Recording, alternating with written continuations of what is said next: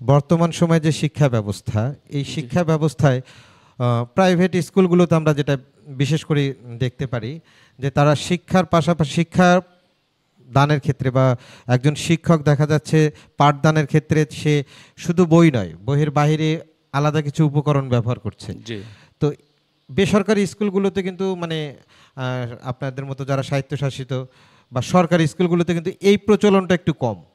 জি আপনার কিন্ডার গার্ডেন থেকে আমরা যদি ধরি কিন্ডার গার্ডেন কিংবা নাম করা 2-4টা স্কুল, তারা এই বিষয়টাকে খেয়াল রাখে, কিন্তু অন্যান্য স্কুলগুলো কিন্তু খেয়াল রাখে। না এটার শিক্ষাদানের ক্ষেত্রে এই আলাদা উপকরণ ব্যবহারের প্রয়োজনীয়তা কতটুকু কিংবা এটা থেকে আউটপুট কতটুকু আপনি? সুন্দর কথা বলেছেন।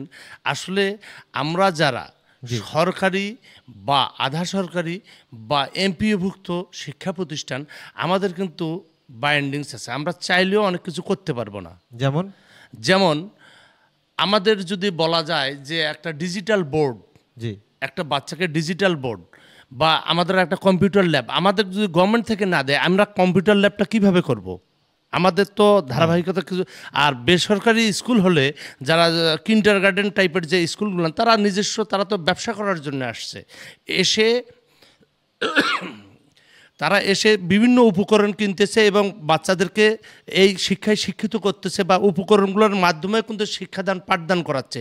বাচ্চারা নতুন নতুন জিনিস দেখতেছে এবং আকর্ষণ ফিল করতেছে, আকর্ষিত হ্যাঁ হচ্ছে। আকর্ষিত হচ্ছে। কিন্তু আমরা তো সেটা থেকে না, সেটা করতে আমি এটা প্রশ্নটা আসলে তা ছিল না যে করতে পারছে, আমি চাচ্ছি যে এইটা আসলে কি শিক্ষার ক্ষেত্রে, শিক্ষা পাঠদানের ক্ষেত্রে ভূমিকাটা কি জোরালো ভূমিকা রাখছে হ্যাঁ এবং অবশ্যই আমরা জোরালো ভূমিকা শিক্ষার্থীরা রাখছে। আকর্ষিত হচ্ছে এই বিষয়ে? যেমন জোরালো ভূমিকা হচ্ছে, আপনাকে একটু কথা বলিনি, যেমন আপনাদের বিভিন্ন এখানে গাইবান্ধায় বেশ কয়েকটি কিন্তু স্বনামধন্য স্কুল গড়ে উঠেছে, প্রাইভেট স্কুল। জি এবং তারা একটা যদি আমরা যদি ধরেন বাংলাদেশের বিশ্ব পরিচিতি সাবজেক্টটার কথা নিয়ে একটু যদি আপনাকে বলি, সেটা হচ্ছে কীরকম, ধরেন মাস্তানগঞ্জ তারা একটা স্টাডি ট্যুরের মধ্যে রাখলো, আচ্ছা আচ্ছা স্টাডি ট্যুর। তখন কিন্তু মাস্তানগঞ্জ সম্বন্ধে কিন্তু সে মোটামুটি নিদর্শনগুলো দেখে টেকে এসে কিন্তু সে কিন্তু থরলি লিখতে পারবে। মাস্তানগঞ্জ কিন্তু তাকে আর মুখস্থ করতে হবে না, এটা কত সালে কোন রাজা করছেন, তারপরে কে আসলেন, এটার পর এটা হয়েছে, মানে পার্ট বাই পার্ট। আর আমাদের এখানে কিন্তু সে যখন মুখস্থ করতেছে, তখন কিন্তু তার মাঝে কিন্তু এটা অনীহা সৃষ্টি হচ্ছে, আরে ওটা পড়বো এখন, বা এটা তো আছেই। কিন্তু ওটা কিন্তু সে চোখের দেখা দেখে সে কিন্তু তার কিন্তু মনের ভিতর, মনের গাঁথুনিতে গেঁথে গেছে। এইটাই আর কি। তাহলে উপকরণ দিয়ে শিক্ষা, আসলে শিক্ষা পাঠদান করলে এটাতে অবশ্যই ভালো ফলাফল আশা করা হ্যাঁ যায়। অবশ্যই ভালো ফলাফল আশা করা যায়। আর বিশেষ করে গতানুগতিক শিক্ষার দিক থেকেও আমাদেরকে একটু, আমার মনে হয় আমার ব্যক্তিগত দিক থেকে, এটা কে কীভাবে নিবে তা বলি না, জানি না, তবে একটু চেঞ্জে আসা উচিত আমাদের, যে কারিগরি শিক্ষার দিকে আমাদের একটু ঝুঁকে যাওয়া উচিত আমি মনে করি। কারিগরি শিক্ষা, হ্যাঁ এটাও একটা মূল্য, মানে বাংলাদেশে বর্তমানে কিন্তু বাংলাদেশে হচ্ছে অনেকেই কারিগরির দিকে ঝুঁকছে। স্যারের কাছে আর একটু বলা, আর একটু জানতে চাওয়া আমার, যেহেতু এইরকম একটি কথা চলে আসলো সেখান থেকেই, যে আমরা বিগত সময়গুলোতে কিন্তু দেখলাম, এই বিগত বলতে বেশ কয়েক বছরের মধ্যেই আমাদের শিক্ষা কার্যক্রমটা বারবার পরিবর্তন হচ্ছে। যেমন বোর্ড, আগে ছিল বোর্ড কোশ্চেন, তারপর এমসিকিউ, তারপরে আসলো সৃজনশীল, তারপর মাঝখানে আর একটা মানে পদ্ধতি চলে আসলো যে অর্ধেক ক্লাসের বাহিরে অর্ধেক ভেতরে, এরকম একটা বিষয়। তো এই যে এতগুলো পরিবর্তন, এইটা তো অবশ্যই একজন শিক্ষার্থী বা মানে শিক্ষার যে পরিমণ্ডলটা আছে প্রত্যেকটা শিক্ষার্থীর উপরে কিন্তু তার প্রভাব ফেলেছে।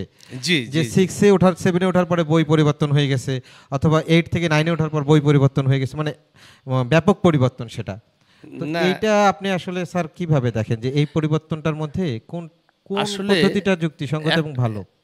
আসলে আমাদের যে নীতি নির্ধারকরা আছেন বা শিক্ষা কারিকুলাম যারা রিসার্চ করেন, তারা আমাদের থেকে ভালো বুঝবেন বা তারা তো ভালো করার জন্যই বিভিন্ন পদ্ধতি অবলম্বন করতেছেন, বা বহির্বিশ্বের বিভিন্ন প্রযুক্তি বা এই কারিকুলামগুলো ফলো করেই কিন্তু আমাদের দেশে কিন্তু আবার এইটা চালু করার প্রয়াস করে। অর্থাৎ এক সময় কিন্তু আমরা 90-91 দশক পর্যন্ত দেখেছি আমরা, কিন্তু সেটা হচ্ছে বোর্ড কোশ্চেনে পরীক্ষা হতো। তখন কিন্তু পাশের হার ছিল ধরেন 30-35%। তারপরে আসলো আপনার 92 থেকে 95 একটা কারিকুলাম, সেটা হচ্ছে এমসিকিউ, প্রশ্ন ব্যাংক 500 এবং ব্রড কোশ্চেন সাথে থাকবে, 50 এমসিকিউ, 50 ব্রড কোশ্চেন।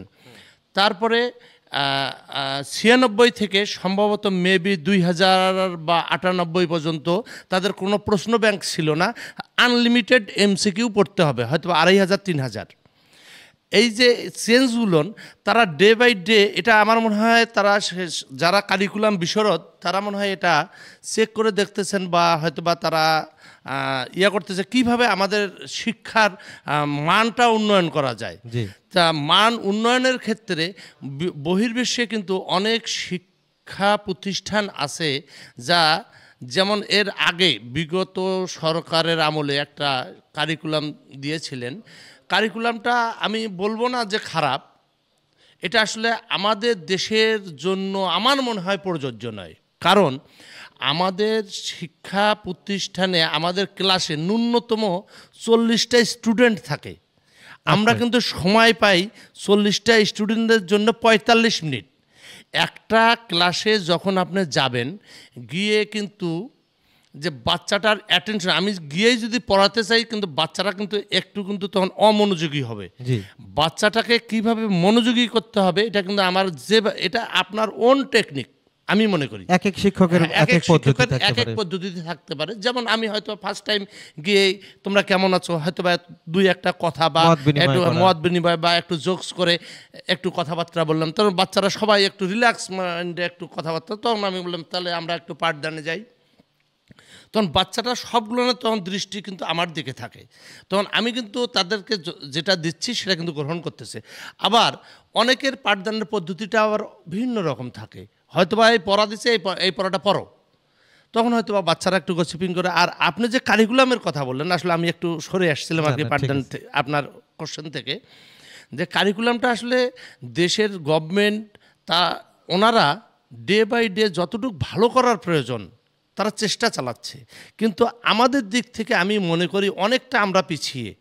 আমাদের নিজের থেকে যদি আমরা যদি এই কারিকুলামগুলোর দিকে যদি একটু মনোযোগী বা মনোনিবেশ করতাম, তা শিক্ষার অবস্থানটা আজ আরও অনেক ডেভেলপ হতো। আর বিশেষ করে আমাদের সমাজ ব্যবস্থাও, আমাদের গাইবান্ধা হতদরিদ্র এলাকা, এখানে অনেক স্টুডেন্ট আছে, বিশেষ করে মিডল ক্লাসের নিচে যারা, তারা ম্যাক্সিমাম কিন্তু হাই স্কুলে উঠেই কিন্তু কর্মের দিকে ঝুঁকে যায়। ঝুঁকে যাওয়ার কারণে পড়াশোনার মানটা কিন্তু একটু নিচের দিকে চলে যাচ্ছে। মানে তারা হয় মুদ্রা ইনকাম করতেছে, আবার কিন্তু পরীক্ষার সময় এসে পরীক্ষা দিচ্ছে। তাদের কিন্তু যখন আপনি মুদ্রা ইনকামে যাবেন তখন কিন্তু, বা রোজগারের দিকে যাবেন, তখন কিন্তু পড়াশোনায় একটু হলেও আপনার ভাটা পড়বে বা গসিপিং হবে। বা পড়াশোনা করে যে জ্ঞানটা, প্রকৃত জ্ঞানটা পাশের জ্ঞানের চেয়ে মানে মূলত শিক্ষার জ্ঞানটা তো অনেক বেশি। আমি শুধু পাশ করলাম এটাই তো আমার তো শিক্ষা গ্রহণ হলো না, আমি সুশিক্ষায় স্বশিক্ষিত হলাম কিনা এরকম এটাই বিষয় থেকে যায়। স্যার চমৎকার ভাবে বললেন আমাদের